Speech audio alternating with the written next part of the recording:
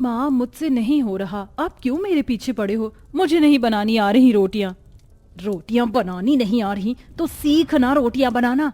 कब बुढ़ापे में रोटियां बनाना सीखेगी क्या? ससुराल जाकर क्या करेगी? माँ जब का तब देख लेंगे, मुझे नहीं बनानी रोटियां। अरे नहीं माँ, लग जाएगी मुझे लकड़ी। बैठ यहाँ और रोटियां बनाना सीख। हाँ हाँ माँ, बनाती हूँ रोटियां। लंबी नहीं, गोल रोटियां बेल, वरना मारूंगी पीठ पर एक छड़ी। हाँ हाँ माँ, बेलती हूँ। ये हैं सुजाता, जो अपनी बेटी कविता को रोटियां बनाना सिखा रही थी। अधेड़ उम्र की हो गई है और अब तक तुझे रोटियां बनानी भी नहीं आती। दूसरे खेलने कूदने के काम तो बड़े अच्छे से कर लेती है तू।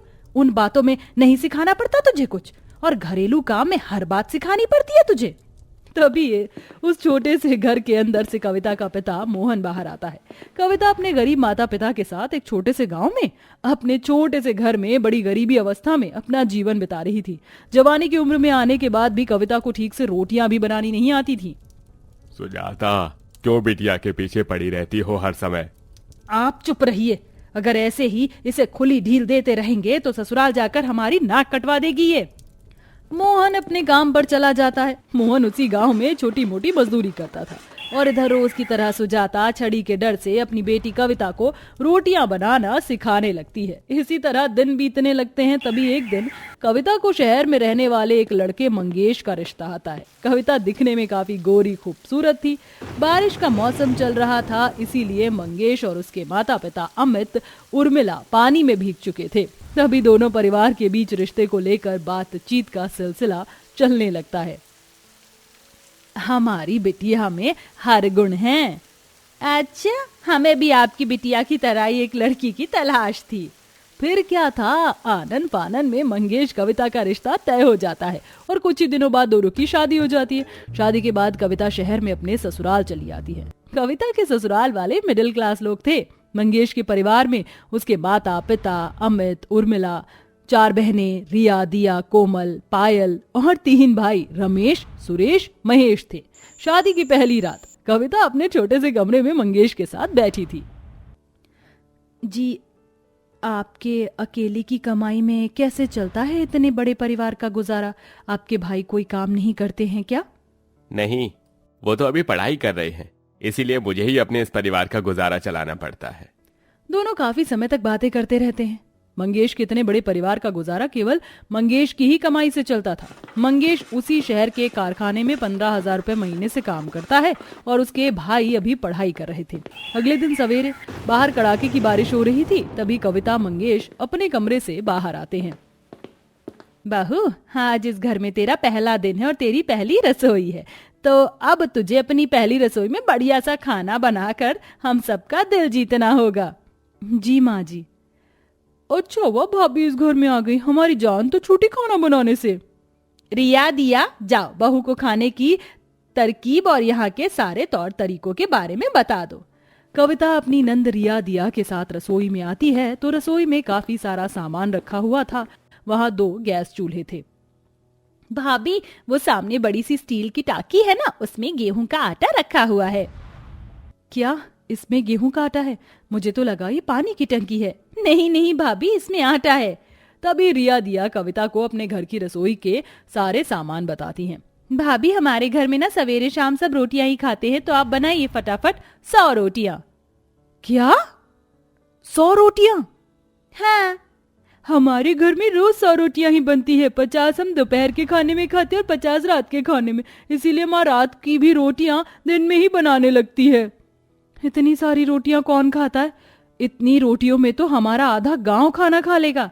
तभी कविता गैस के चूल्हे के पास जाने लगती है। अरे भाभी, यहाँ गैस पर नहीं, बाहर आंगन में मिट्टी का चूल्हा लगा है, आप उसी पर जाकर रोटी और खाना बनाइए। हमारे घर में खाना मिट्टी के चूल्हे पर ही बनता है। क्यों? घर में तो गैस है ना, फिर मिट्टी के चूल्हे पर खाना क्यों बनाना? माँ गैस पर खाना ही नहीं बनाने देती। माँ का कहना है जब चूल्हा है तो गैस क्यों बर्बाद करना, इसीलिए आपको भी अब बाहर आंगन में मिट्टी के चूल्हे पर ही खाना बनाना होगा। रिया, दिया दोनों वहां से चली जाती हैं।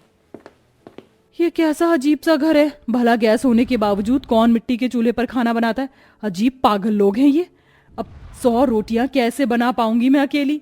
कविता जैसी लड़की के लिए 100 रोटियां बनाना किसी कड़े इम्तिहान से कम नहीं था। तभी कविता सारा सामान और बहुत सारा आटा लेकर घर के आंगन में आती है तो बाहर जोरों की बारिश चल रही थी। अब कविता जब भी चूल्हा जलाने लगती है तो बारिश के मौसम की ठंडी हवा से और पानी की बूंद से हर बार वो चूल्हा बुझता जाता है। क्या मुसीबत है, ये चूल्हा तो जल ही नहीं रहा है। कविता घर के अंदर आती है। माँ जी, मैं चूल्हे पर खाना कैसे बनाऊं? बाहर बारिश की वजह से तो चूल्हा जल ही नहीं रहा है। मैं गैस पर बना लेती हूँ ना खाना। ओह महारानी, मेरी बेटी हमेशा बारिश के मौसम में बाहर चूल्हे पर ही खाना बनाती है। तू चूल्हे के सामने बैठकर खाना बना। तू सामने बैठेगी तो चूल्हे पर पानी और हवा नहीं आएगी। जा जाकर बना चूल्हे पर खाना। कैसे कंजूस मक्खीचूस लोगों के घर में शादी करके आ गई हूँ मैं भी।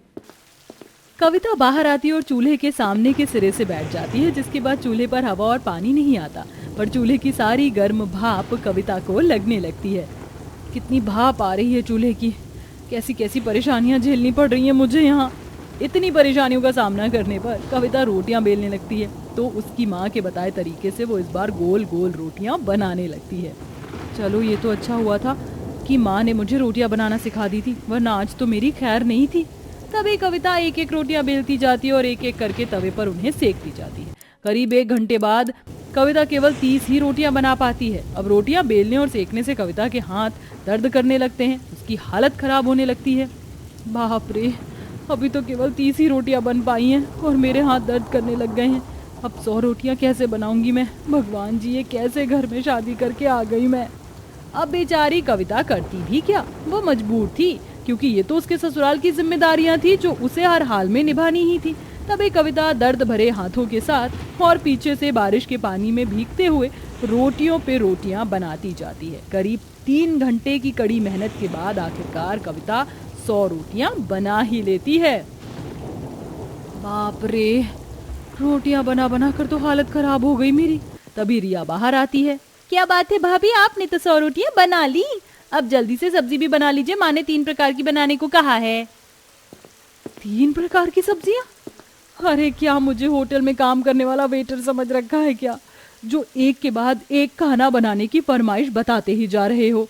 तभी कविता घर में सब्जी बनाने का सामान और सब्जी लाने चली जाती है। अब वो अपनी बनाई रोटियां घर में ले जाना भूल जाती है, जो बाहर ही पड़ी हुई थी। तभी वहां एक बकरी आ जाती है और वो मजे से उन रोटियों को खाने लगती है। थोड़ी देर बाद जब कविता बाहर आती है तो वो बकरी कई सारी रोटियां खा चुकी थी। अरे बाप रे, रोटियां! ए बकरी, ए भाग यहाँ से। तभी बकरी जाते जाते 3 रोटियां अपने मुंह में लेकर चली जाती है। अरे सत्यानाश हो उस बकरी का, कितनी रोटियां खा ली उस बकरी ने पता नहीं। इतनी मेहनत से मैंने रोटियां बनाई थी। तभी कविता रोटियां गिनती है तो वो 70 रोटियां थी। वो बकरी 30 रोटियां खा गई थी। वो बकरी 30 रोटियां खाकर चली गई। अरे यही घर मिला था क्या उस बकरी को घुसने के लिए? अब मैं 30 रोटियां कैसे बनाऊं? ये क्या हो रहा है मेरे साथ? क्यों मुझ पर इतना जुल्म हो रहा है? कविता रोने लगती है। फिर क्या था, बेचारी को मजबूरन फिर से रोटियां बनानी पड़ती हैं। करीब 2 घंटे बाद कविता रोटियां और सब्जी बनाकर घर में लेकर आती है और सब दोपहर का खाना खाने लगते हैं। वाह बहू, क्या स्वादिष्ट खाना बनाया है तूने। अरे तेरे हाथों में तो जादू है। सच में बहू, बड़ा ही स्वादिष्ट खाना बनाया तूने। रिया, दिया, कोमल, पायल, अपनी भाभी से कुछ सीखो। इसे कहते हैं खाना। बहू, अब कल से तू ही इन चारों को रसोई में साथ ले जाना और इन्हें खाना बनाना सिखाना। इन्हें उनके हाथ से ही खाना बनाने देना और तुम चारों कल से रसोई के काम में अपनी भाभी का अच्छे से हाथ बटाना। अरे वाह, इसका मतलब कल से मुझे अकेली को नहीं करना होगा इतना सब कुछ। चलो ये तो अच्छा हुआ कि कल से ये चारों मेरी सहायता करेंगी और मुझे ज्यादा काम नहीं करना पड़ेगा। कविता को ससुराल में पहले ही दिन काफी मुसीबतों का सामना करना पड़ा, पर उसके आने वाले दिनों में अब कविता की चारों नंद उसके साथ उसके काम में हाथ बटाने लगी, जिसके चलते अब कविता को ज्यादा काम नहीं करना पड़ रहा था। जिसके बाद कविता अपने ससुराल में खुशी खुशी अपना जीवन बिताने लगी।